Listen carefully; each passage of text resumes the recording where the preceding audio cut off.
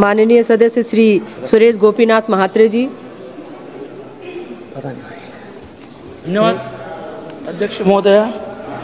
मी आज आपणाला माझ्या भिवंडी लोकसभा क्षेत्रातील भिवंडी शहर आणि भिवंडी ग्रामीण या भागाची वीज वितरण कंपनी आहे टोरेंटो, या कंपनीविषयी मी आपल्यासमोर माझं मत मांडतोय।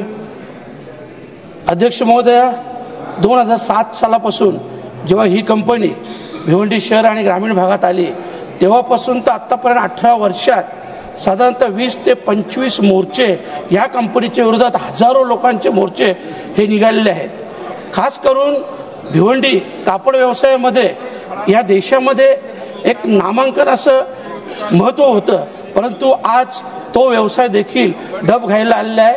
हजारो लोकांचा रोजगार हा बुडालेला आहे। अध्यक्ष महोदय, ही वीज वितरण कंपनी मनमानीप्रमाणे लोकांच्या घरात घुसून जी फाईन करायची फाईन करतोय।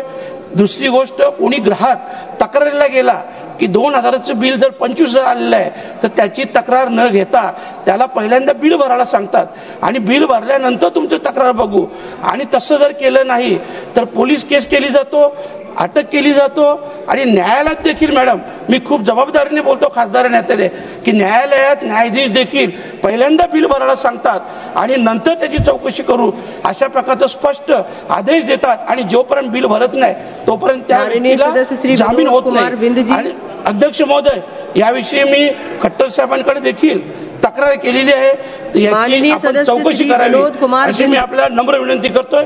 धन्यवाद।